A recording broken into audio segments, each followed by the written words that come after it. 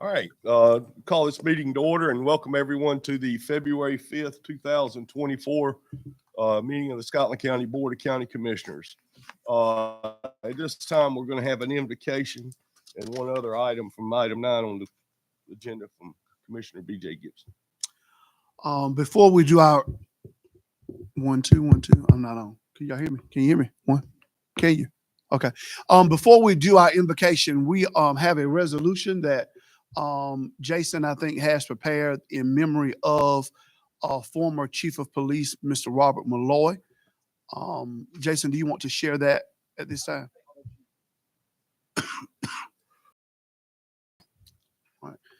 Resolution reads, in memory of Robert Malloy, whereas Mr. Robert Malloy was born on January the 30th, 1948, and whereas Mr. Malloy joined the Laurinburg Police Department on September the 6th, 1969, and whereas on April 25th, 1989, Mr. Malloy was appointed as the first African-American chief of police for the city of Laurinburg, and whereas Chief Malloy, after almost 20 years as chief of police for the city of Laurinburg and 37 years in law enforcement from the city of Laurinburg Police Force, and whereas after his retirement, Chief Malloy continued to serve his community, and whereas Chief Robert Lee Malloy passed away on February the 1st, 2024, after a lifetime of dedication to his community.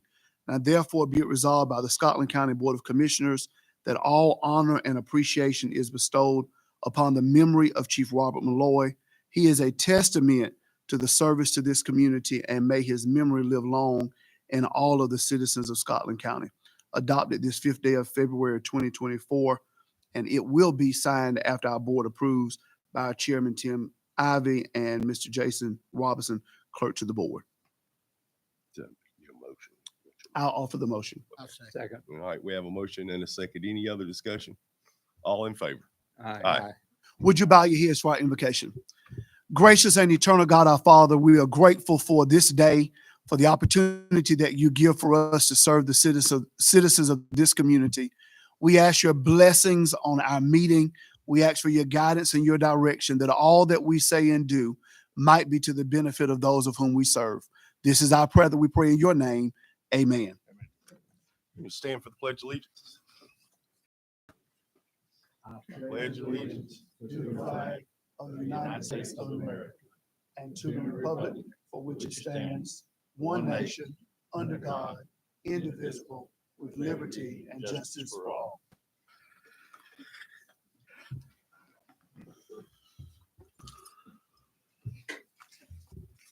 All right, next item is the approval of the agenda. Of course, the only change would be that item 9 that we've already taken care of. So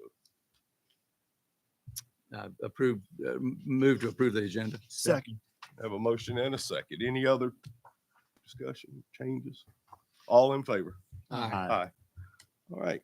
Sorry if I sound like I'm in a box, because I sound like I'm in a box to myself, but I'm getting over this. I ain't over this cold, but I'm working through it. Okay, now we come to the public forum. Mr. Clerk, we just have one person signed up for that. That's all I have. And you come up, Mr. Cooley, state your name and address, and we'll have a 3 limit on it, which.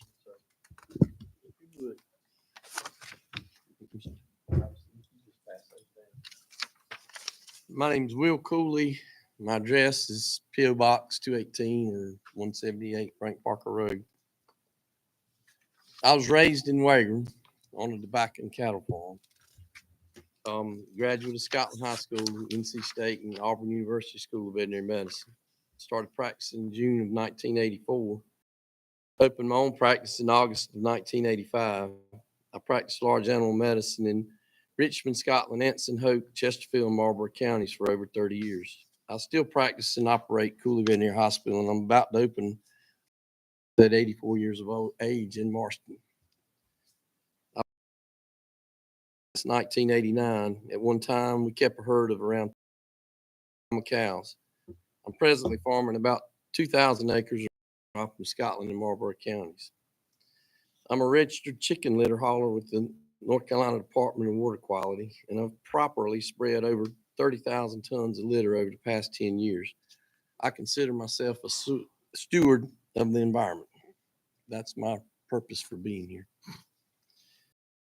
And I'll give you that background because I'm gonna give you some history that I think relates to some of the things y'all are dealing with now, and I appreciate your time and attention. In the mid 1990s, I blood tested over 85 swine farms for pseudorabies for the North Carolina Department of Agriculture. 90% of those hogs were in backyards, primarily in black neighborhoods.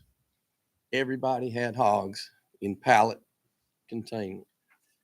Not long after that was completed, the hog market south of town was closed, and the massive expansion of the hog industry was begun. And some of y'all are too young to know that. Well, to try to slow down these mega farms, the local boards of health were used to make regulations which would protect the environment and slow this expansion. I was a member of the Richmond County Board of Health at the time. We're appointed, not elected. We were used. The state of North Carolina was in the process of writing new regulations, which eventually result in the moratorium which exists now that limits the expansion of the hog industry. Any local regulations which were more strict than the state regulations would not be enforceable when the state regulations went into effect. There was much controversy concerning these local regulations, which were also used to try to affect the poultry industry. I was defending the poultry farmers. There were no hog farms coming into Richmond County, but the people that didn't like the poultry house down the road, saw this as an opportunity. It divided the county. I lost clients. A local pharmacist in Ellerby was the chairman of the Board of Health. The farmers boycotted. It was a lot of unnecessary stuff because the state was going to regulate it. It was a waste of time. To this day, I like to quote my father, and one of my father's sayings was, "There's no point in arguing with a damn fool." And I looked at the county commissioner or the head of the Board of Health and said that. The next day, the Daily Journal liked to quote me and said I called the entire Board of Health damn fools. Well, I lost 2 or 3 clients off of the Board of Health. So I guess they were, because they heard me, but they read something different. Anyway, my question is, why does the state of North Carolina leave it up to the counties to regulate the solar farms when the state regulated the hog industry? This creates division just like it did in Richmond County, and I believe it also allows local individuals to have great influence over the policy makers. That's a misspeak. Influence which would be lessened at the state level. I don't understand that. Why are solar companies paying $1,000 per acre? Another misspell. Sorry about that, both. Per year to lease land for 40 years when the land could be purchased for $4,000 per acre or less. In 4 years' time, they'd already pay for it if they bought it. Why are they not buying it? Nobody's been able to answer that question. This doesn't make economic sense and certainly makes me question their long-term plans for this land. As one of your previous meetings, which I wasn't here, but obviously saw it on YouTube, why has it been over 1,100 days and there's been no resolution to Clay Creek and the obvious environmental damage concerns to Shoe Hill Creek? Mr. Cooley, I'm gonna ask you to stop right there, just because I think we're getting into an area that we have a hearing coming up on next month, and we don't need to cross into that. Well, I'm gonna have back surgery the February 27th, and I appreciate my 3 minutes. I think. Well, that was your 3 minutes that expired, but I'm sorry. I was gonna let you run there, but we're getting into an area that we can't. Okay, you all have the handouts. Yeah. Now, the one thing I would like for you to see is the area on that map that describes, there's a map back there that describes which part of Scotland County is over 50 miles away from Port Liberty. It doesn't make sense to me to put anything other than houses on land that solar panels, where you got to look beyond all of our life, on our children's lifetimes. Let's don't mess up Scotland County. Thank you, sir. Thank you, sir. All right, is anyone else, nobody else signed up for? Okay, nobody, seeing nobody Tim, run to the if mic. Mr. Cooley, did you give us your phone number? Did you give it to? I thought it was on there. My cell phone number is 910-417-5111. That's my cell phone. Office number is 910-895. Thank you, sir. Well, is he gonna be open for questions or we? If you got one, Yeah, Mr. Cooley. Yes, sir. And you said something I didn't really understand there. You was talking about the hog farms. So you're saying the state regulated the hog farms and not the county? Is that what you're Well, they saying? initially tried to use the Board of Health to slow it down. They were desperate because this was coming. But the state took longer to draw them up, but the state regulations were going to supersede. If you made a regulation that was stricter than the states, it was not going to make any So, difference. so your point you're making there Is is, the state regulated it's- the hog. so the- Is a double standard.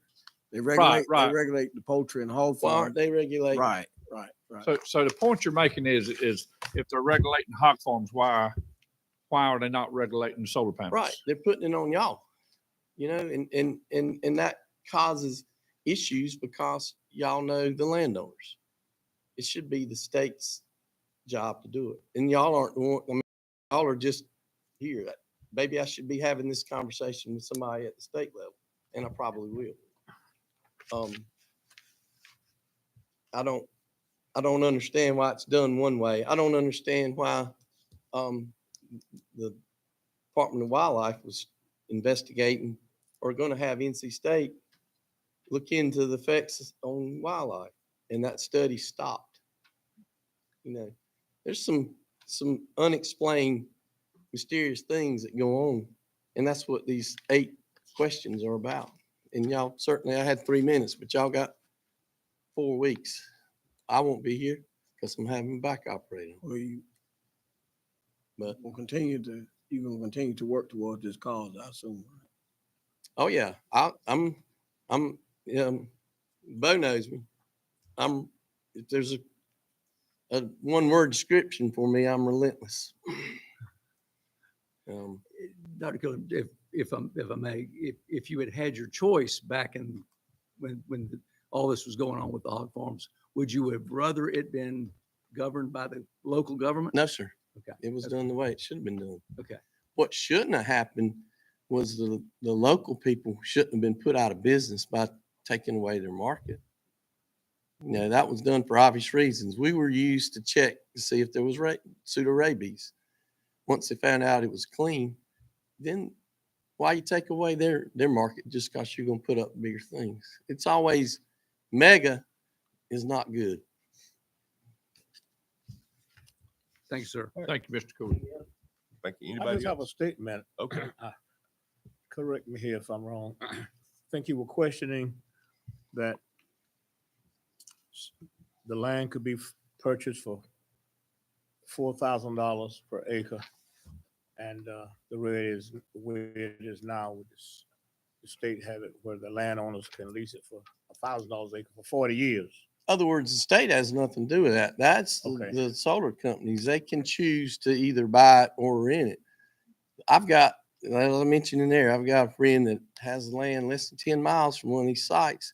He's turning down $40,000 an acre for it to sell it because And of my the proximity to Fort Liberty. And where I was going with this question is, there's going to be big pushback from property owners. I'm a property owner. And you are for, What now? you'd rather sell yours for 4,000 My land's acres not for sale. Okay, yours not for sale, okay. My brother, who was one of y'all, turned down $500,000 a year for 50 years. That's $25 million. He doesn't need money, but we care more about the land. He especially, and myself, you know, they say, well, we're looking after our children. If you're looking after your children or your children's children, don't mess up the land. But you mess up your children if you give them $25 million. And that, you know, unless you do it the right way, y'all all know you got to learn, you got to earn your own living. And So that's but two of these guys they're friends of mine. But when my friends do something wrong, then to all of us, because this helps them and the solar companies. It hurts the rest of them. And like I put in there, so an appraiser, he can only tell you about the present but it doesn't take a rocket scientist across the Lumber River and see what's going on. It doesn't take one to look across. Why you think I'm building a veterinary hospital in the middle of nowhere in Marston? Because I know where the growth is going to come. Thank you, sir. Sure. Thank you. Thank you. All right, moving along. The next item up is the consent agenda. Move approval. I second. We have a motion and a second. Any other discussion on the consent agenda? All right.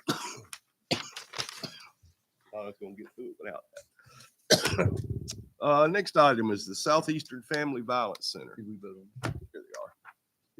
Huh? I'm sorry, we didn't vote on that, but you can come on, because I'm gonna call you. We have a motion and a second on the consent agenda. All in favor? Aye. Any opposed? Thank you. That cough threw me off, so. All right, Southeastern Family Violence Center. Hello to the board. Can you hear me? My name is Emily Locklear. I serve as the Executive Director at Southeastern Family Violence Center. And I'm here for informational purposes tonight, just to let you know the services that we're providing here in your county. Southeastern Family Violence Center is a 42-year-old agency. We are based out of Robeson County. Everybody can hear me? Yeah. Yeah, okay. We're based out of Robeson County, and we're primarily a victim service agency, providing victim services to individuals who are in domestic violence. Here in Scotland County, we provide domestic violence and sexual assault services. We are a 1.5 million nonprofit. We bring a lot of resources into our county for supportive services, not just victim services. Here in Scotland County,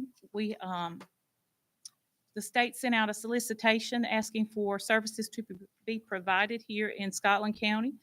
And our agency next door to your county, and it was spilling over. And so we automatically said, well, it seems like a natural fit. We're already providing some of the services of Scotland County. Let's just get funded to do it. And so the North Carolina Council for Women funded us to do services here in Scotland County. We provide 24-hour crisis services. We provide safe shelter, supportive counseling, advocacy for individuals, legal and court accompaniment, children's programs, information and referrals, community dialogues, community education, as well as, again, the shelter services. This past year, we assisted 19 individuals with no contact orders. We worked with 58 individuals to do no domestic violence protective orders, and that's within your court system. We went in and we assisted those individuals in your court system and worked with your clerks and your judges to do those domestic violence protective orders. We done 14 legal aid referrals. We serviced, along with our domestic violence services, we also offer housing services. So individuals who come in who may be in our shelter, after they're in our shelter for 30 days, we don't want to just send them back to the abuser.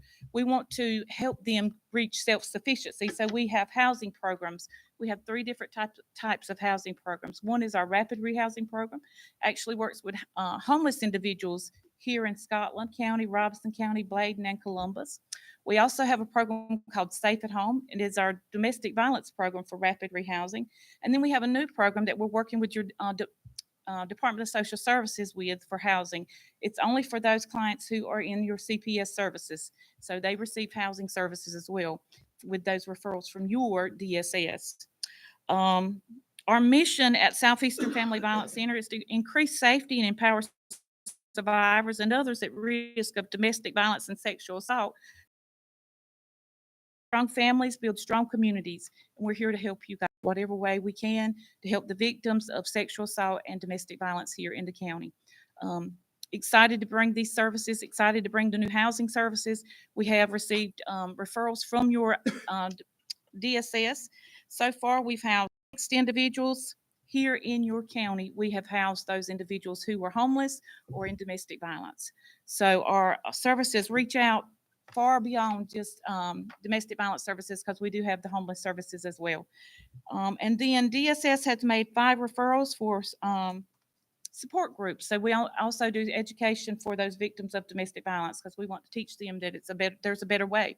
You know, lots of times domestic violence is generational, it's community involved. And so we try to do education for those individuals who are in domestic violence. And again, we're here for you guys. You may see me later on. Right now, our funding is through the state. We are receiving state funding, but so if I have a victim in Scotland County, and so that's why we're working right now. Services for us might be a few years down the road, because that's our most expensive services, but the state has cut funding about 40%. So we're doing our best to provide here in your county as well. Yep. Any questions? You answer mine. Anybody got any questions? You answer. None at all. Yep. I appreciate your board member, Mr. Durrell, being willing to serve on our board. So we are looking for board members here in your county. If you know of anyone you'd like to recommend, please see Mr. Durrell and he can do some recommending for us. Okay. Thank you. Thank you, ma'am. Thank you, Ms. Buckley.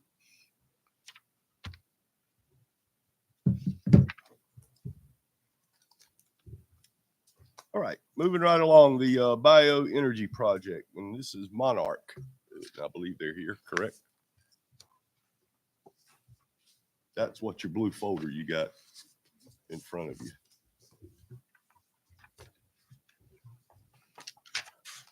Hello. Good evening. My name is Terry Edwards, and I'm the Community Liaison Officer for Monarch Bioenergy. As you mentioned, the blue folders there will have kind of a presentation that I'm going to walk you through just to introduce who we are, talk a little bit about renewable natural gas, and then seek permission to, get land easements across 4 parcels that belong to Scotland County. So a little bit about Monarch Bioenergy. We are a renewable energy company where we capture the methane gas that's existing on nearby farms. In this case, it'll be hog farms. We capture that and we create a cleaner energy gas. We purify it and clean it, and then inject it into an existing gas pipeline. We're not building additional gas pipeline. We're using what's already on the farm. But just a little bit, if you turn the page, about renewable natural gas. It's not a new technology. It has been around for years. We have 300 projects that are in existence between Canada and the US, with about 300 or 400 predicted to be built in the next few years. In 2050, globally, they expect to use renewable natural gas in the heating industry, and then it's going to be used, 20% will be used in buildings, another 20% will be used in transportation, and they're going to be using 10 smaller case studies, such as technology evolves, maybe heating or providing heat to smaller communities, as an example. Now, we have some very unique partners. Monarch is consistent of 3 major companies. We all have equal shares in the company. Nobody has one controlling share, so we operate as an individual company. Raceline is our EPC, which is our engineering, procurement, and construction company. They bring years of experience in building these types of projects. They've had a lot of successful projects in the Midwest, and now they're partnering with us here in the Carolinas. TPG Rise is our investment partner. They're a multi-billion-dollar investment firm that focuses mainly on climate-positive initiatives. Smithfields gives us the access to the hog farm so that we can capture that methane gas source. The way we create page, it's like the 4 C's. We collect, capture, clean, and consume. We collect natural waste, whether it's from a landfill or from agriculture. We clean it. We capture the methane gas, and then we clean it and inject it into a purification system to make it feasible to be injected into a natural gas pipeline. Piedmont. So we're not building, again, any new pipelines. We're just injecting it into Piedmont's existing pipeline. And then it's consumed by businesses and residents and transportation. Now, I know sometimes when you hear gas pipeline, people want to think about safety. So I just wanted to touch on that real quick. The gathering pipelines operate on an average of 80 PSI. We use that's used to push, and it's buried 4 feet in a trench on the property. And we have technology that monitors gas production 24/7 in real time. There's not a delay. And we also have safety triggers that are in place that will shut down the system if anything is triggered as far as an issue with gas production. So on the next page, we're talking about our expansion here in the Carolinas. You know, RNG is already here. There are other projects in the state that has renewable natural gas projects. And our expertise here in the Carolinas, Raceline is a great partner. They've had that experience. And then we're also, what makes our projects unique is ART, which stands for Ammonia Recovery Technology. And what that does, it allows us to seek out and work with innovative companies who want to take the nitrate from the ammonia and create a sustainable fertilizer down the road. And so just a little bit about RNG. We know that it's good for the people and the climate, and I'm not just saying that because that's the industry that we're in, but we get a lot of support from the EPA. The facts that are on this sheet where it has the 4 benefits, that comes directly from their site, and there's actually 2 websites dedicated to renewable natural gas. One is their general site, which lists these 4 key benefits, which is reduces greenhouse gas emissions, it improves local air quality, provides economic benefits, and it creates energy diversity. The second website is more dedicated to folks to get them incentivized and to encourage them to create renewable natural gas and to be partners with folks to create renewable natural gas. And so I'm going to have you look at the appendix just to give you guys an idea. The first page is what was submitted in our application. You'll have this little snapshot, but it should be in your packets already, just showing you where they are and what the linear feet are. Second page, just to give you an idea, I mentioned the gathering pipelines going to be using. It's 4 inches in diameter, a 1/4 inch thick. It's rated for 125 PSI, but we're going to be operating on an average at 80 PSI. And then just to give you an idea of the timeline, it usually takes about a year and a half for us to complete the project from start to beginning. You'll see on the timeline that, you know, the first like 3 to 9 months, we're surveying, doing environmental testing. It takes us 3 months to do mobilization and start construction. And then the digesters are installed for like 3 to 6 months. And then 8 to 14 months is when we're really starting to clean that gas and purify it and then inject it into the system. And then the last page is giving you exactly what these completed projects look like. And just for reference, these projects, the locations and the projects are on the farmer's land. So they're not going to be built in another area in Scotland. The farmers have agreed to have the digesters because that's basically where the hogs are. We cover the lagoon, capture that methane gas, we purify it, and then we go to the injection site where Piedmont Natural Gas already has an easement, and then we are building our injection site there.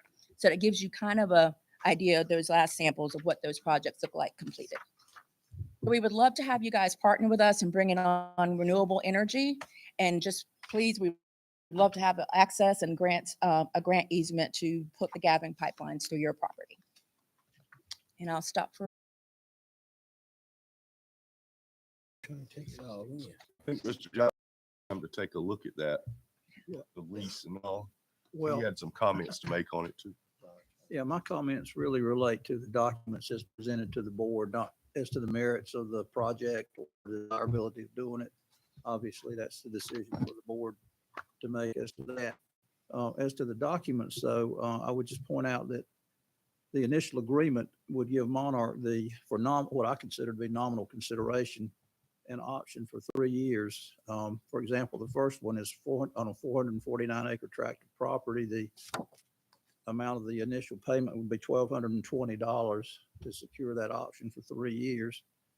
I know the intention may be to use it more quickly than that, but if it's, Have you got, oh, I'm sorry. it's in the packet. Have you got a map that you can put up just a little bigger that we can see? Yeah, I saw, well, I was able to, I think I saw one said Patterson, one said Leeds Mill Road. It's hard to really read them. I It's mean, part can- of our agenda. I mean, I'm I'm seeing map, but it's so small you can't. Yeah. In it's your a packet. small amount. No, I'm sorry. No, Yeah, this it's should have not. been an exhibit attachment with a more bigger picture. I think it is in the one I have. I'm not sure. It's in your Well, packet. I can pull it No, it's out. not in there. It's not. Oh, I know. I got mine from Mrs. Sneed. She's forwarded. these to me earlier for my review. right, Yeah, the that's why I original. have it. I'm sorry, Commissioner I Frizell. can't read it. I may have a map y'all don't have for each of these projects. Okay. But the initial,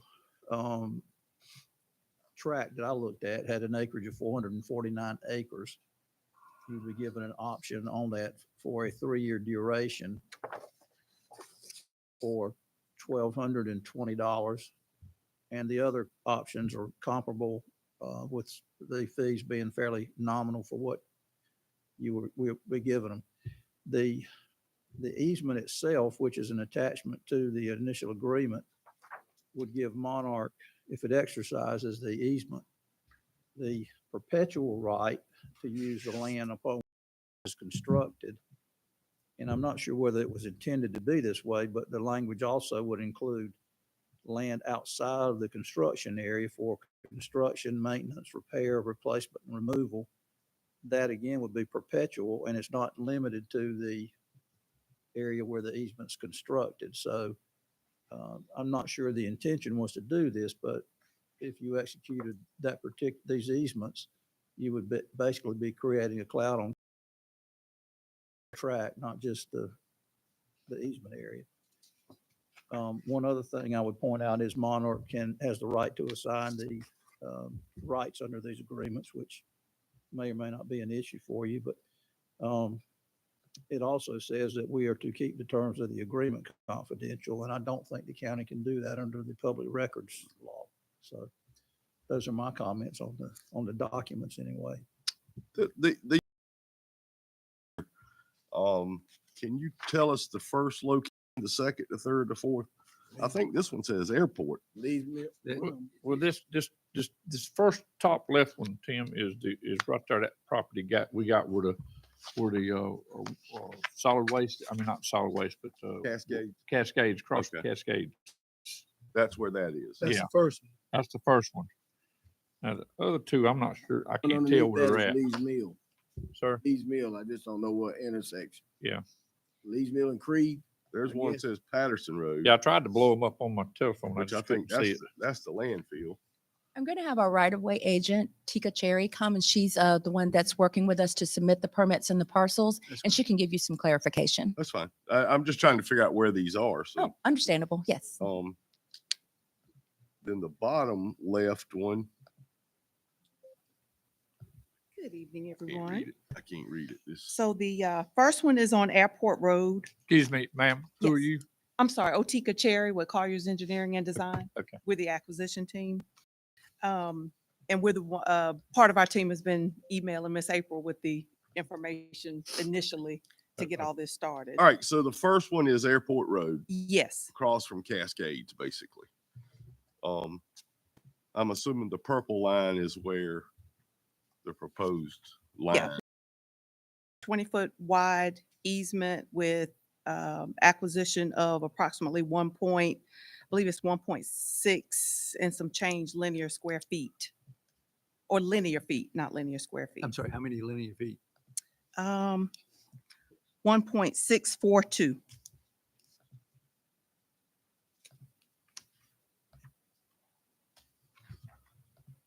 Okay, and then the second one to the right of that, that's at the landfill, if I'm not mistaken. On Patterson Road, yes, that strip, all we would need was that little red line going across the front of the property line. Okay, and then the bottom left. Bottom left is That one. 21844 Lee's Mill Road. And then 82 linear feet. What's that road? Do you recognize I think that it looked like Sneed, or Creed? or Creed. It could be Creed Road. You're right. Could be Creed. And then the next one, Is Old Maxton Road. make that one look. But I guess from what I'm hearing, What's the linear feet? It's showing 30.75.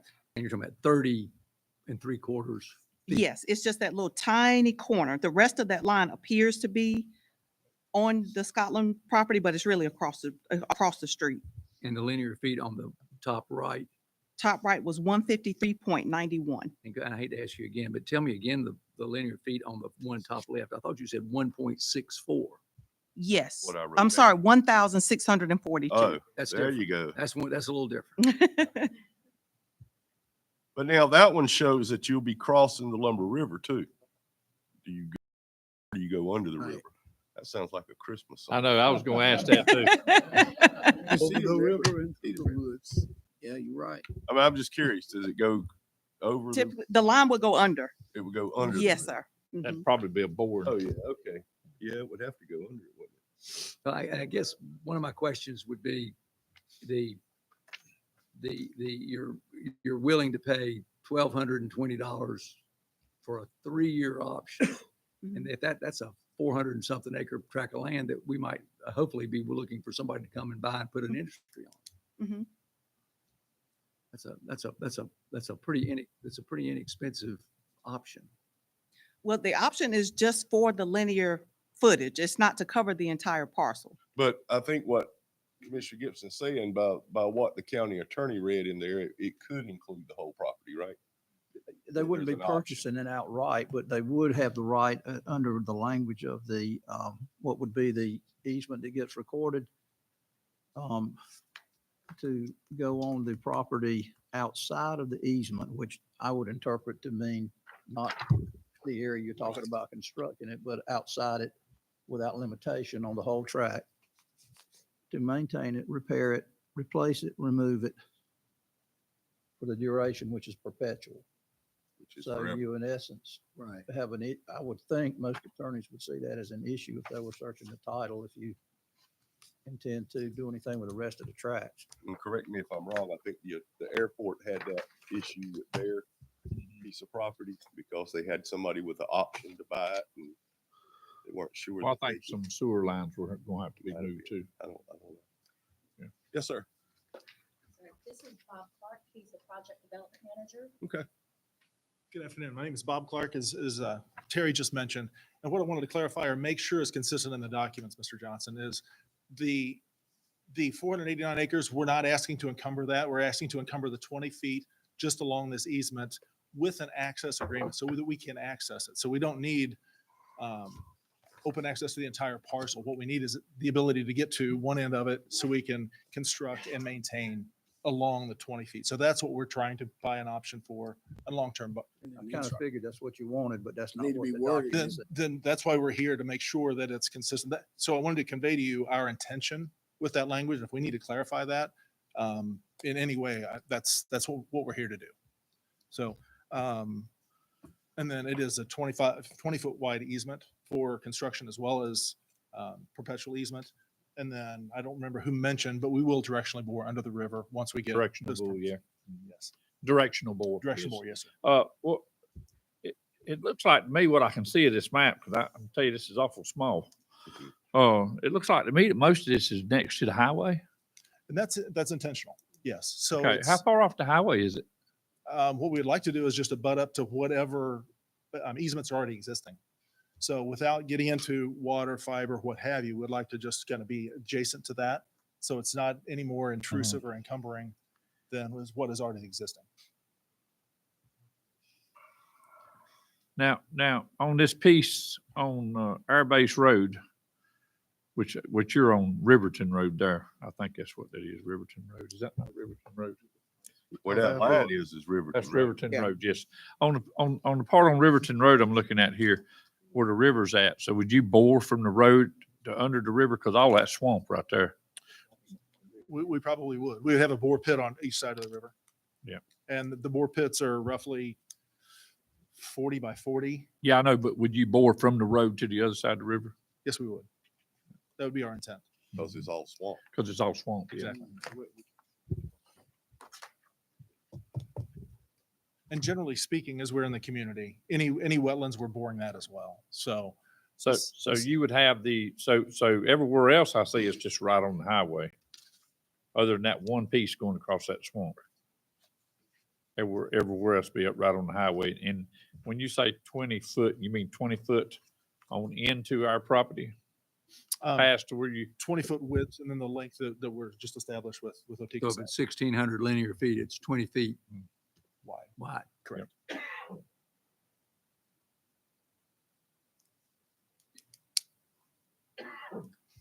Okay. I Anybody think else it, got I any think it needs to be worded different. Well, I think, yeah, we're gonna have to get the county I attorney think it needs to satisfied be on the worded a lot wording, different than the way it's worded. and then. So we need to approve it and let them work it out, or let Can them we, work it out. can we table it? Well, that's what I'm thinking, that we probably have to table it until we can get the wording, have them do the wording and send it to you, or you wanna do it? Either way, whatever you satisfy with consideration. Or no, that's one reason for the table. but- Right. You can give them some guidance on that. Yeah, I mean, what the attorney is saying is that, do you feel good with the amount of the consideration? Of what they're paying for that? Not really. I don't. I don't. The question would be, would the dollar amount that you're paying for that option, is it negotiable? I would assume it is. That's the reason I wanted to table it, to kind of give us time to talk about it. And I think we had two concerns, that being one and In the cleaning wording? up the wording of the document. So the I amount, think that's gonna be a problem. the amount for all 4 easements was how much? The amount for the easement on the large piece of property was 1220. So that was just for the one piece. They should be priced individually. Okay. Yeah, that's 1220 for one, So 200 for another one. That were, $200? well, Well, it's 30 that's, feet, right? it's not So- the total price, that's the upfront. Yeah, portion. yeah. Then another 200, then I'm sure they got the figures in front of them. And then another one's 1,100, that's on a, And those are just the option pricing. And I realize the dollar amount's not going to wow anybody because there's not a whole lot of linear footage that we're trying to procure. I will say to everybody, and it sounds like we'll table this until next time, but I asked Mark Ward to look into this EDC, and he said it wouldn't affect marketability or whatever from any of that land, so, or economic development, so if it's confined to 20 feet wide. if it's confined to 20 feet wide. So can we have our attorney work this out and come back to us next month? And that's what we're doing. Yeah. Yep. That right? That what you want to do? What I want to do. that's what I want to do. So we need to make the motion. Table. We can just table that without a motion, can't we? Can I ask for a clarifying point before we do that? Table to a time and date certain. Okay. Go ahead, sir. The question is this, it just slipped my mind, but so we can work on the legal language. You understand our intent and we'll accept what is mutual there. Who do we work with on the pricing that you were just mentioning, Mr. Gibson? Yeah, Ms. Sneed would be the one. County manager, Thank you. thank you. Thank you. Okay, so we need a motion to table this until March. I make the motion. I think Wait a minute. I think. Hang on. March 4th. March 5th, 4th, I think. March 4th at 6 o'clock. March 4th, 6 o'clock. Okay. We have a motion and a second. All in favor? Aye. Any opposed? All right, thank you. All right, now we move on to the next, which is a solar energy collection. Exploring the moratorium and a public hearing, but our attorney wanted to speak on.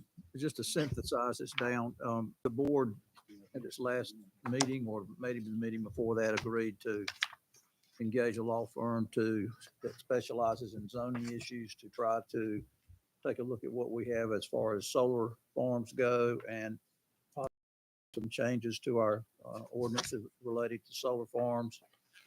And I think we had some board members that maybe thought the idea of a moratorium for 60 days would be a good idea to, the purpose of that would be to allow the board to consider any of the models that might be suggested, received during that 60-day period, April the 5th, if this is adopted. It would not apply to the two pending applications, the way the moratorium is set up. So I I don't believe you could do that from a legal standpoint, making a retroactive application. So the possible changes would be to go from the quasi judicial hearing we have on these current applications to a special use, from a special use process to conditional zoning, which is a legislative process rather than judicial, and actually gives, probably gives the citizenry the opportunity to provide input to the board without having to go to all the time and expense of hiring specialists and that sort of thing. But I think it would give the board better control over it. And I believe we have the chair and vice chair of the zoning board. I think that board probably is in a concurrence with this request. Is that right, Mr. Chairman? So you have the language for the moratorium in front of you, and I'll be happy to answer any questions anybody has on it.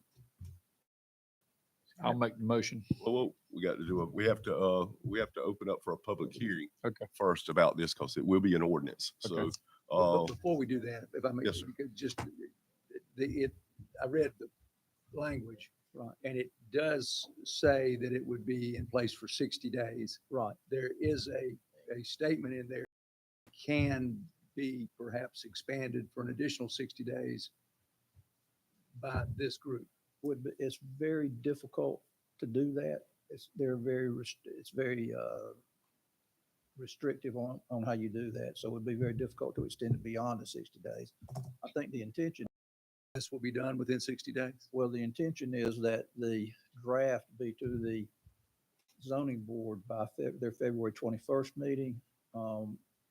I think they're very interested in this process and probably would be happy to turn it around quickly enough to get it to the board by the March meeting. However, I don't know whether procedurally you can consider it or adopt it in March if you choose to, these changes. So it's, the law firm is already working on this. Yes, sir. Yeah. You authorize the expenditure I understand the that. last month of the month before. I just want to make sure that it's in the process. Right, it is. so the only other answer to that is to stretch it out another month before we approve, right? Well, I think the timeframe that we're looking at hopefully would be that it be before the board at the April meeting, which would be, I think, April 1st, that you could, if you choose to act on it, you could do so at the April 1st So we- meeting. And we should have it back. Have we heard anything from the firm? Expecting something by the end of the week. And my intention, once I receive that, is to share it with Mr. McMillan for the zoning board to begin its consideration. So, all right, so we need to open a public hearing now in reference to the solar farm moratorium. Does anyone want to speak for or against this ordinance change? Seeing none, we will, oh, come on up.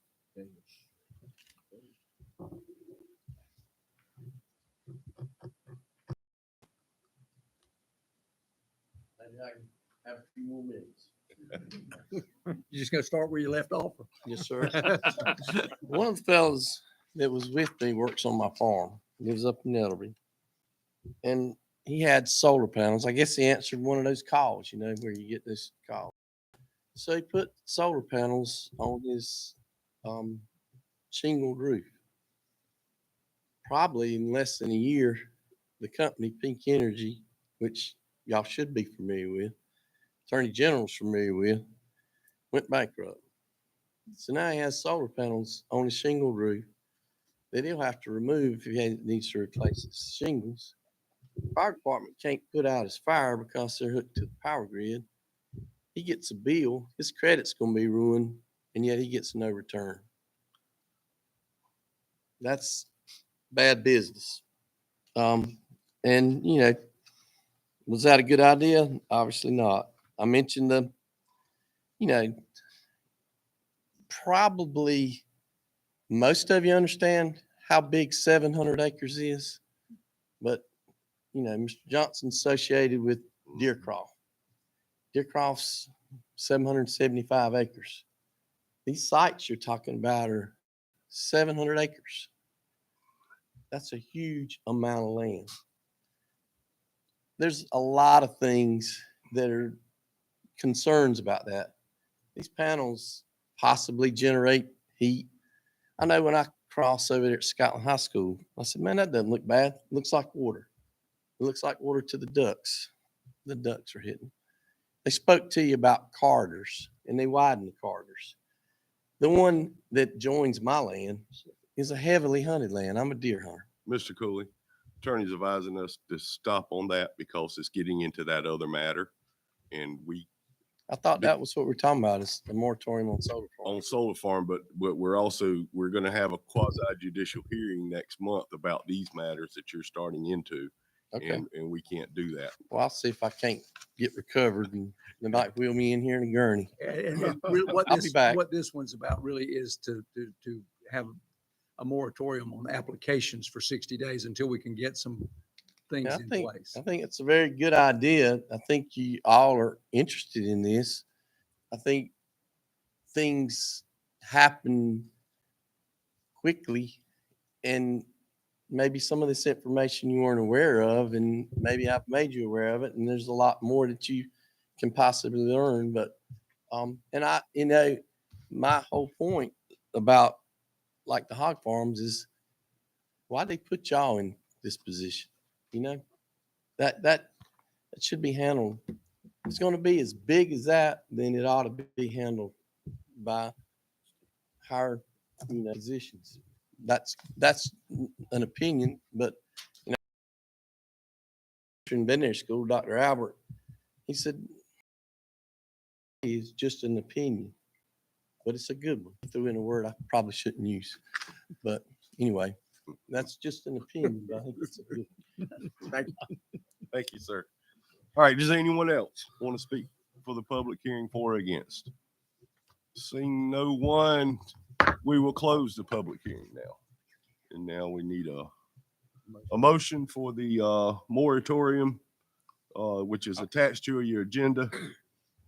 I'll make the motion. There's one minor change to it, and it's one minor change to specify that doesn't apply to the Okay, Current. current applications, and you're not going to accept new applications. that's correct. Right. That's correct. Second that motion. All right, we have a motion and a second. Now, this is an ordinance matter, so it has to be fully approved by everybody, right? I mean, we need to see it or it will fail. The first reading. Well, I just, Yeah. Anyway, we won't get into that unless somebody says no. All in favor? Aye. Any opposed? All right, the ordinance passed. So, thank you. All right, next item is Braveheart Medical Transport rate increase. I saw Neil, there he is.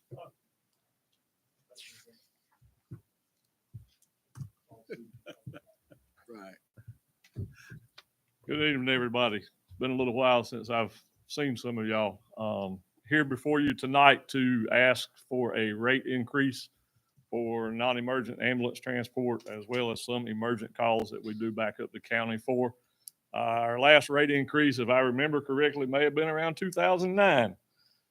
So everybody knows what's happened to the economy since then, and trying to keep up with hiring folks and competing with other agencies. We feel that the time has come upon us to where we have to request this rate increase. Any questions? No, there is a page attached in your agenda that has the rate, the current rate and the recommended rate. Anybody have anything to ask him about? The rates look like they were somewhere between 25 and 50% over you're talking about over a 15-year period. Yeah, I was Correct, gonna sir. say that's 14 years ago. Yeah. And these rates were recommended by my billing company. I use a billing company now. And this, maybe I just didn't understand.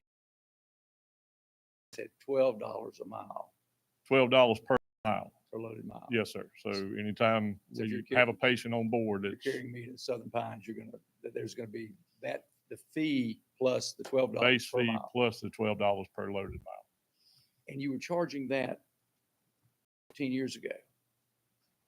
A lot of the rate increases stem from how Medicare is paid.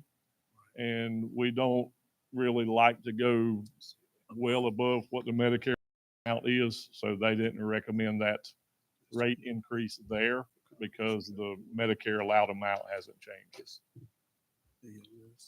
Because on that, all we do is write it off anyway. We can't collect it. Right. Okay. Thanks, sir. All right, any other questions? All right, so we need a motion on this. And I think it needs to be retroactive to February. Yeah, if that's possible, I don't know, just for ease of my billing company rolling into a new month. Or we could do it March 1st. Come on, help me out. Well, we I talking move, about one I day. move we approve the Thank rate increase 4 days. effective February 1st. Second that. All right, we have a motion and a second. Any other discussion? All in favor? No, we don't have a major question. We're both just trying to, for our own knowledge. Sure. We don't understand the difference in the categories. Can you explain those to us? I can try. Most of our calls are run on the BLS non-emergent transport. That's like your doctor's appointments, discharges from the hospital, dialysis patients, that type stuff. Gotcha. That's kind of what our focus is. So it relieves way back when I worked with the county, Right. we were running every doctor's office, discharges, operated. The county was going to have to personnel or somebody was going to have to come in and do it on a private basis. I say that I was young and dumb at that time and chose to do it in conjunction with my dad on a private basis. And that's where our focus has been, is on the non-emergent side. So it frees up the county 911 trucks to run just 911 calls. So the non-emergent transport are those type calls.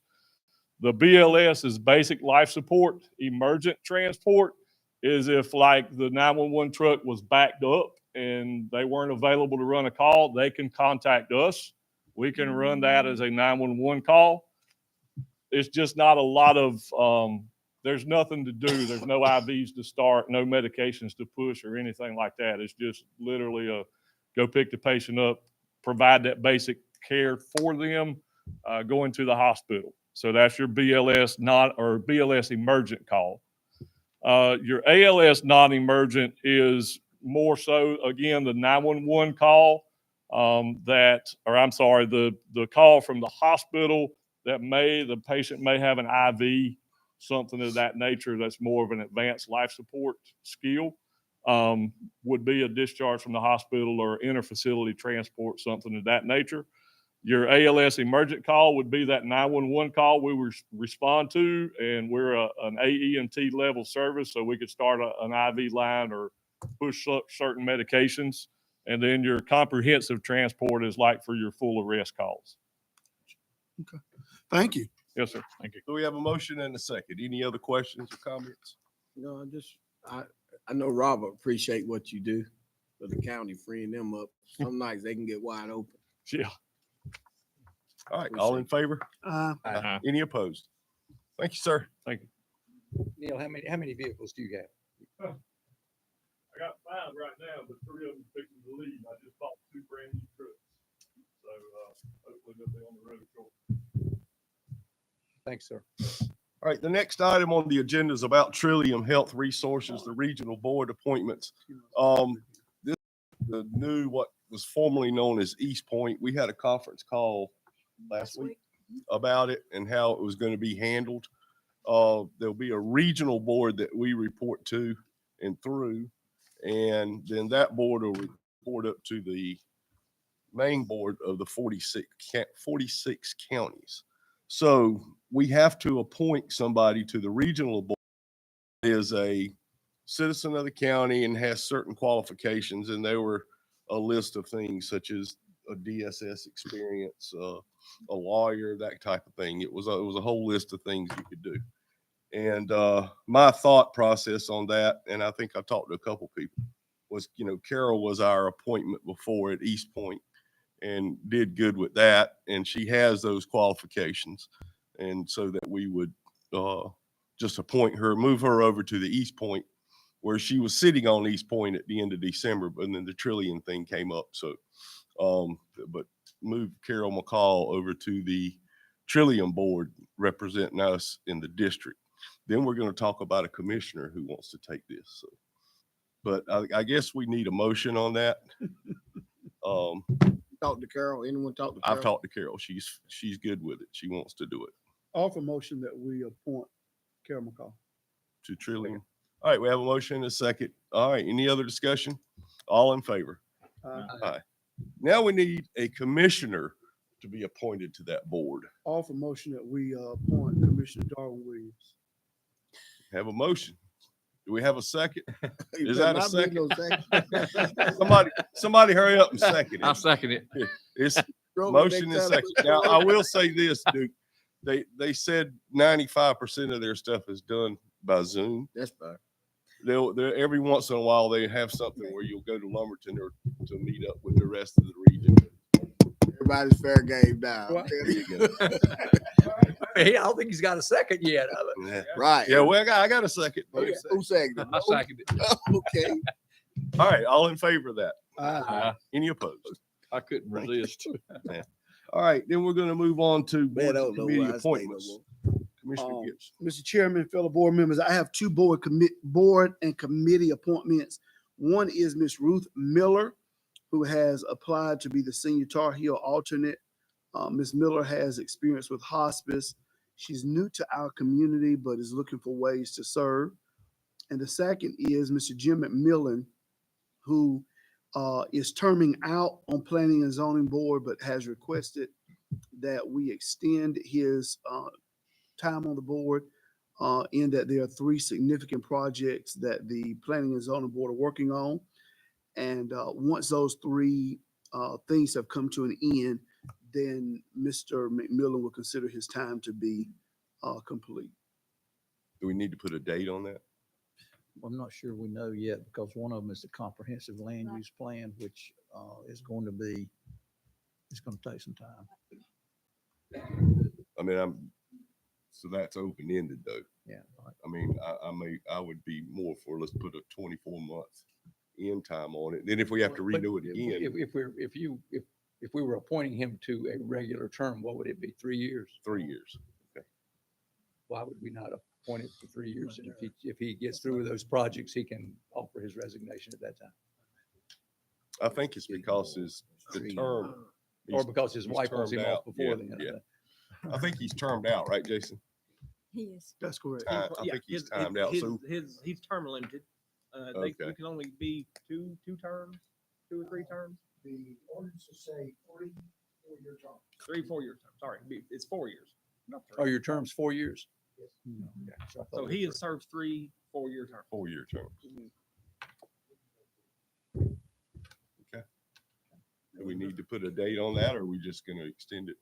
Now, if you all decided to appoint him for a 4-year term, when that's over, he can resign. Okay. If it happens within that time. If it's within that time limit, and then I would bring another name, I'd advertise and bring another Yeah, name yeah. back to you, and they would Fill his serve vacancy. I the got you. time that's remaining. I would ask if Mr. McMillan is agreeable to that before we do that to him. I am agreeable, and actually there are a couple of more items that have popped up in the last few weeks that, may need to be resolved. Okay. I'll just leave it at that. Okay.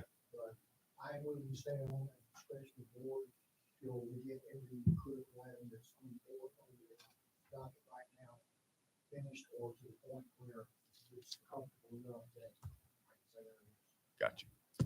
Okay.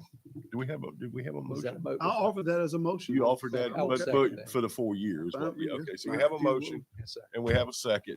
All in favor? Aye. Aye. Any opposed? Thank you. All right, now we're moving right along to the county manager's report. All right, good evening. I'm not sure if this is on anymore.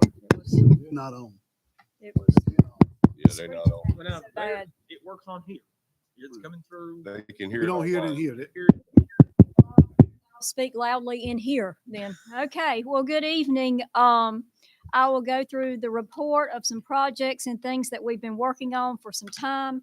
Laurinburg Maxton Airport, the land swap, that information is still sitting with the Division of Aviation and the Federal Aviation Administration. And so when they decide that they're done with the review, we will learn that, I do check with Seth Hatchell each month before our meetings to find out where that process is, because I do feel like at some point I'm just regurgitating information, the same thing over and over.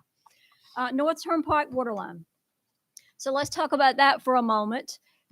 I've got you two different views to look at. Neither are super easy to look at, but I'm going to show you this first. The draft project scope of work has been completed. And so, as I said, this is a draft. If you take a look at this, this is where the engineers and Mr. Blackwell are proposing that the water line run. And so here is one look, and you can see the addresses on North Turnpike Road that would encompass, being 115 parcels.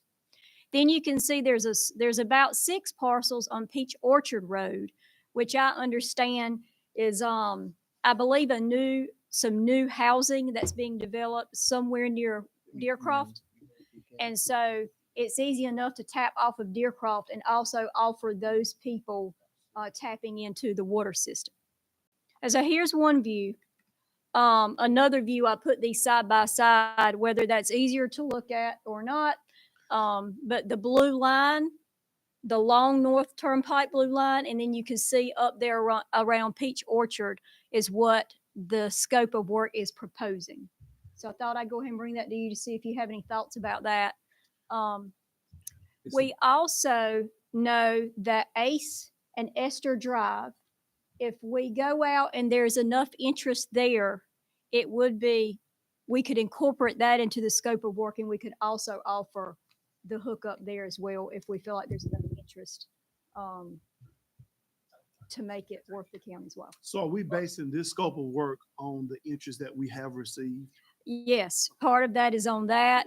And then, of course, this is what the engineers are proposing too, along with water This part from pipelines. James Shaw, the dotted lines, and goes back out. Up That the red lines are not water line running. Red one?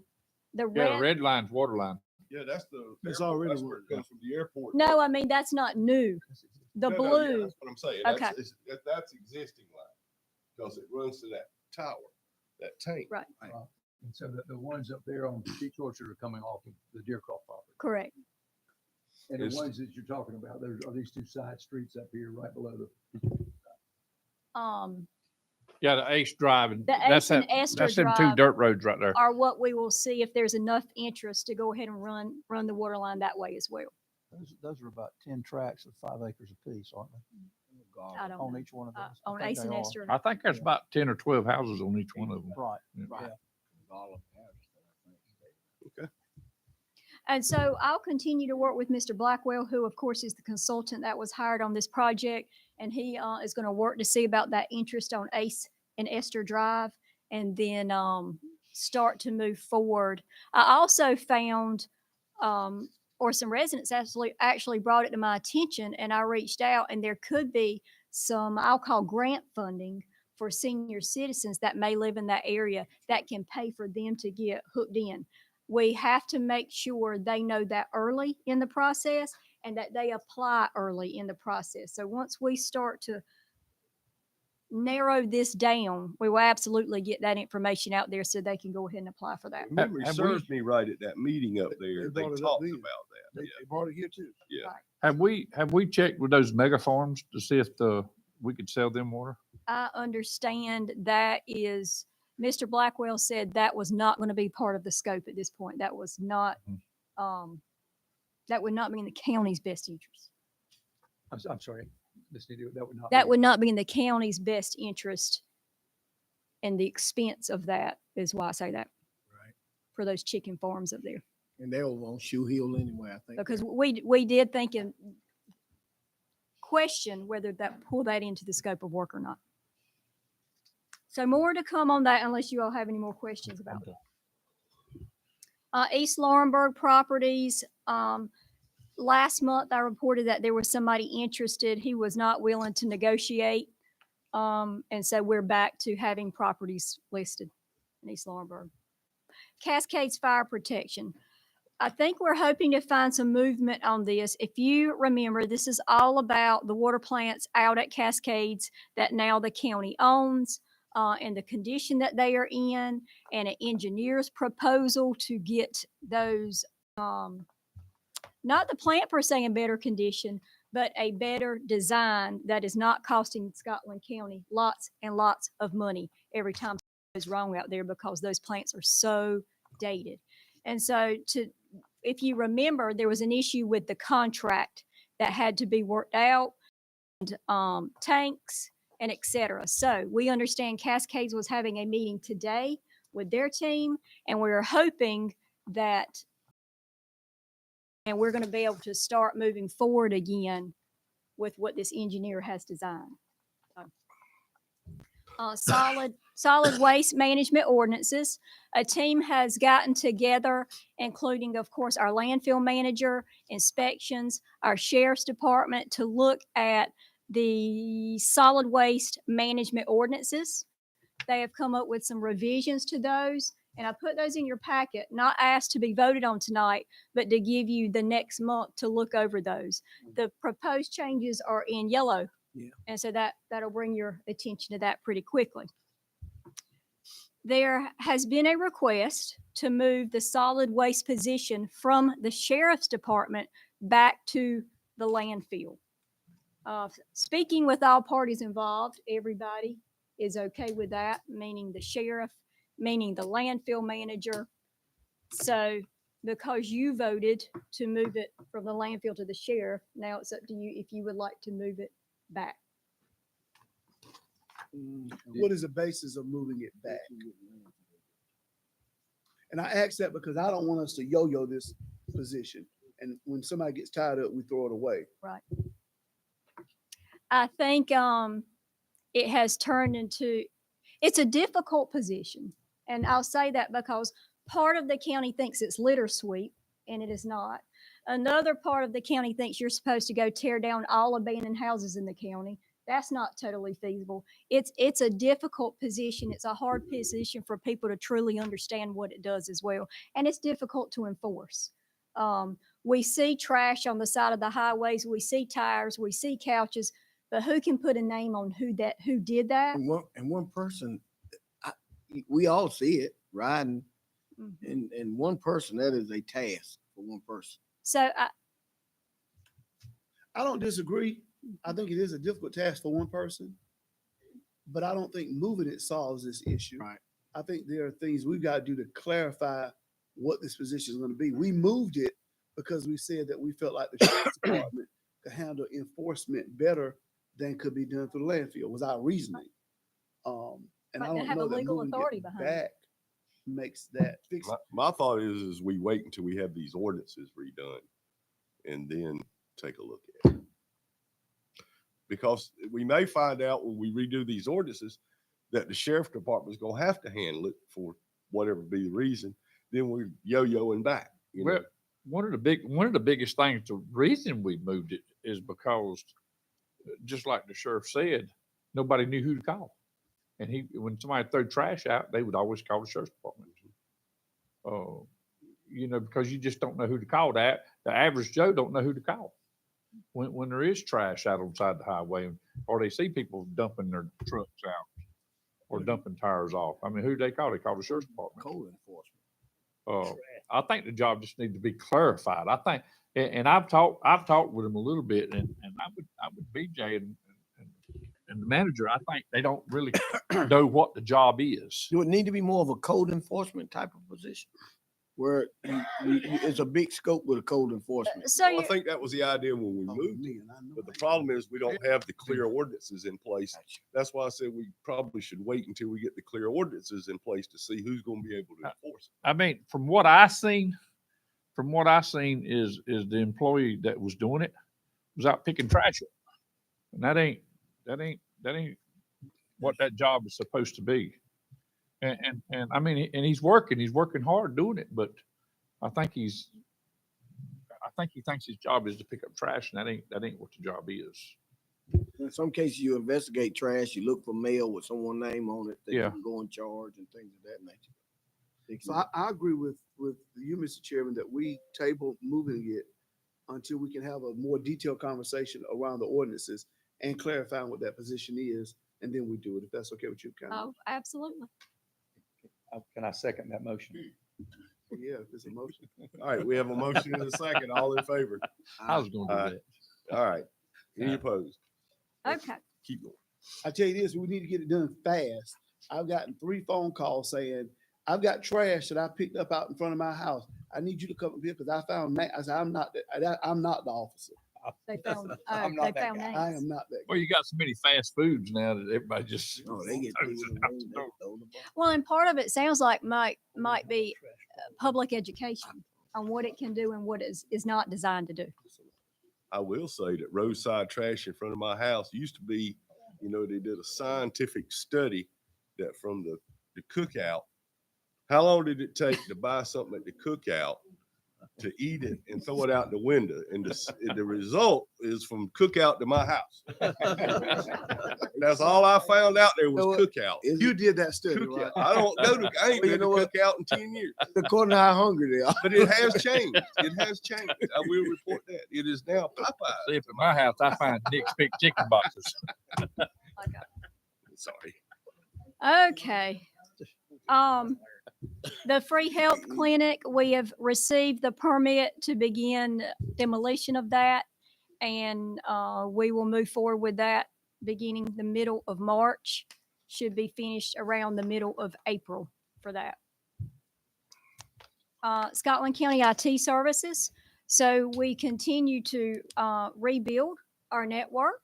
And right now, that means the sheriff's office is up, 911 is up, EMS is up, CAD is operational. And so now moving into the next month, our VC3 will continue to review the back-end applications. And when I say that, those are large applications that are sitting on the server that we work by, different applications in different departments.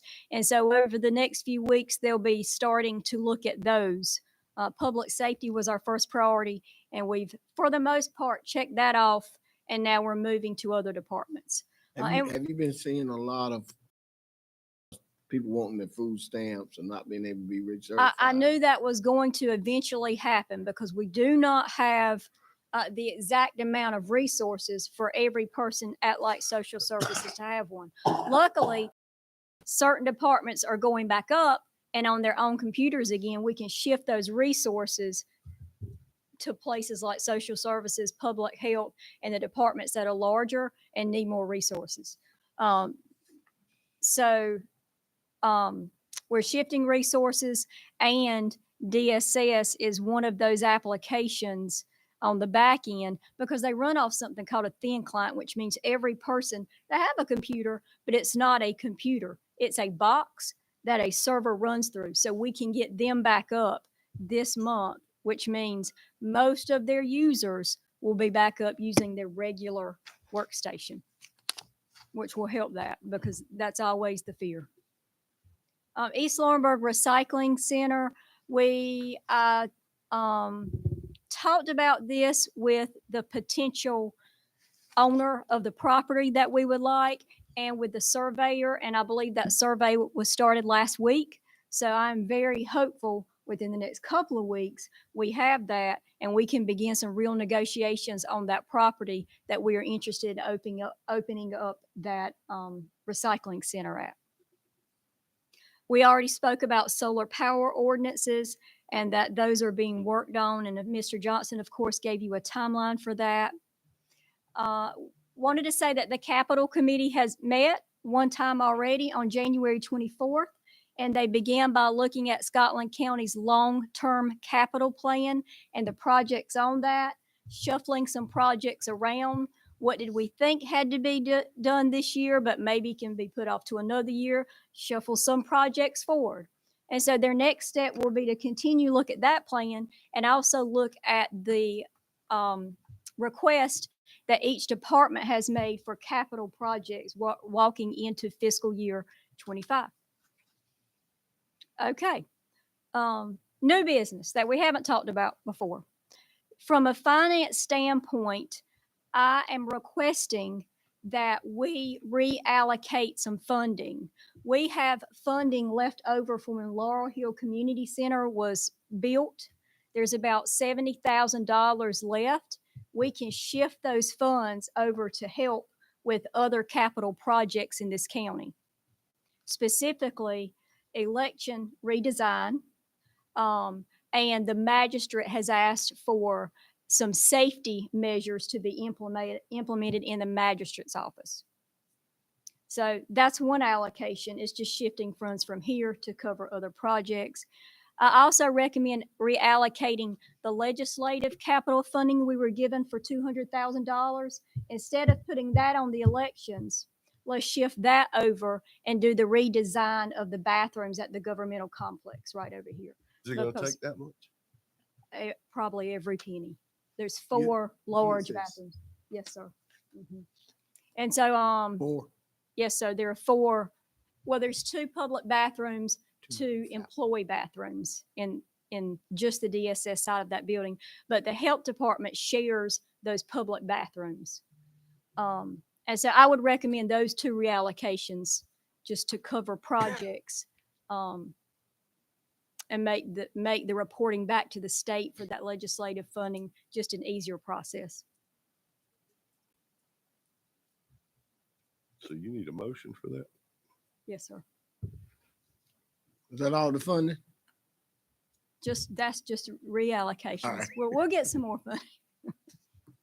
So we need a motion to reallocate 70,000 from Laurel Hill, the election department and the magistrate.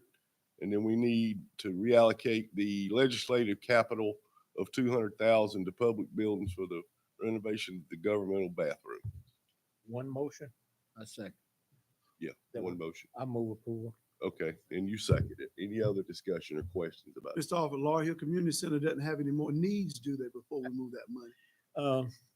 Well, of course, we could use it there, but since we haven't used it, Well, and we'll I continue, of accept the course, to county budget manager's for Laurel Hill recommendation. Community. I think it was just the building came in less than what? Correct. Always do something, but Right. already finish. Okay, all in favor? Aye. Any opposed? All right, thank you. All right, Okay, just a reminder of the legislative breakfast on Thursday of this week. Starts at 9 o'clock in the morning, and it is at our I. Johnson Community Center. So, reminder for you all for that. Cybersecurity grant. I've applied for a cybersecurity grant in the amount of $200,000. This grant is designed to improve cybersecurity and the hardware, the licenses, the subscriptions, everything that goes along with that. We will know something in, I believe, March if we get that grant.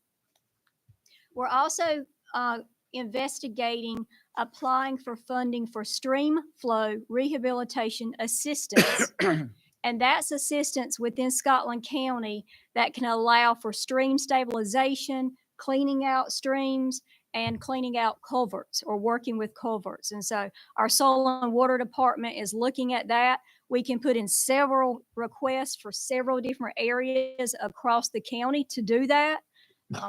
To me, it's kind of like a no-brainer. If we have areas, why wouldn't we apply for the money to do that? So I will call out to the citizens, if you know of areas that are having blockages, that streams are backed up, to call the county manager's office, specifically Amy Miller, and let her know that now. This information, I believe, it's due by the end of February, I believe.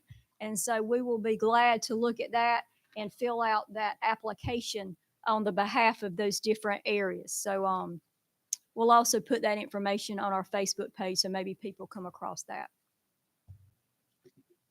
Okay, just other things going on. We have installed handicap access at 3 of our departments, the Register of Deeds, the library, and I. Johnson Community Center. I. Johnson is still, the button's there, the wiring's not complete yet, but we think that wiring will be completed in the next few weeks. And so improving access for our citizens to those buildings. Our tax office is almost finished with something called an Eagle View project. That where Eagle View Company has taken, I guess you'd say, what's pictometry of all parcels of land in Scotland County. And that will help us see if there have been unreported improvements made to land in Scotland County.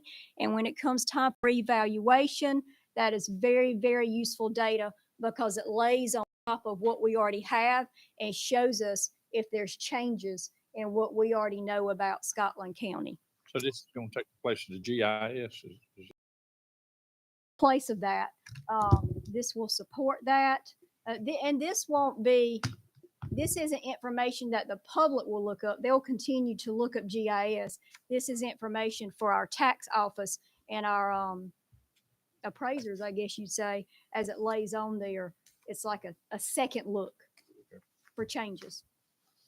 And then finally, our landfill manager has set up an agreement with the city of Laurinburg that now we are working with them to take all our recyclable corrugated cardboard and our plastic to the city of Laurinburg. So that's being recycled. That's relatively new and seeing if they can handle all the load of that. But we're working out ways that even when they get backed up, we can hold it and get it over there when they can process it. But why? Why? I mean, what were we doing with it before? It was in the landfill. I don't believe you could put that in the landfill, can you? Yeah, they was putting it in trailers.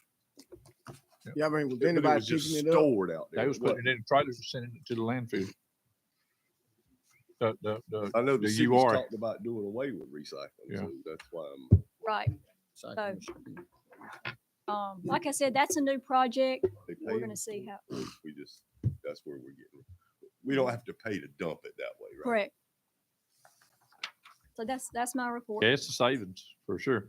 Yeah, same on there. And we want to make sure when people take materials to the recycling center, those are getting recycled because we have bins for recycling out.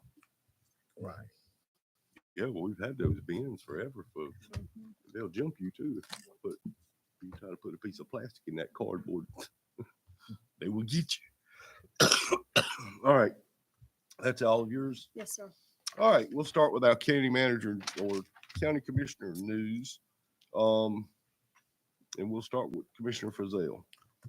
I have nothing. Commissioner Gibson. Only thing I had, county manager already reported that capital committee had met on the 24th. That's all I had. Nothing, glad to be back. Good. John, anything? Nothing? Good. Just maybe a special thank you to our county manager and to Robert and the folks that have been working with them on specific issues in the last couple of months. I would like to add this. Clarence is not here tonight because he's serving the Malloy family. Yeah, yeah.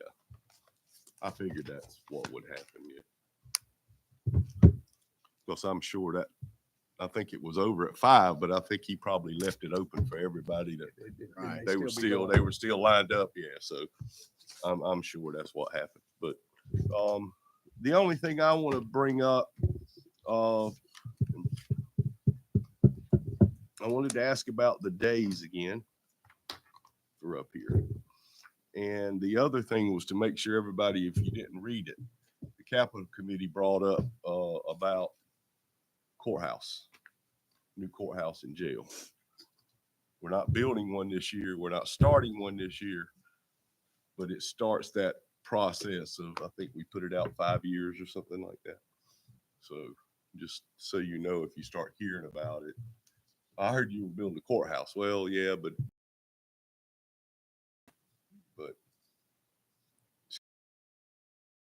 to keep Did up. we ever get any kind of a call? Somebody gave us one that day. I think it was, said $50 million would cover the new courthouse and jail. Give or take a few million. We can take up donations for that. Yeah. Sell church fan. And Sell a plates, little church and fan. plates too. $2 a piece. Where did BJ base that on? Huh? He checked with some other. He checked with somebody on it and based on what size they would need and that kind of thing. Now, that's just for the jail or the whole That's courthouse? jail and the courthouse. The whole law enforcement center. The whole law, yeah, he Yeah, called it a they law fixed it. enforcement center, A lot of counties are going to, you know, all that. all encompassed in that one thing. So, all right. If there's nothing else, we will need a mother. Boy, What was your question about the days?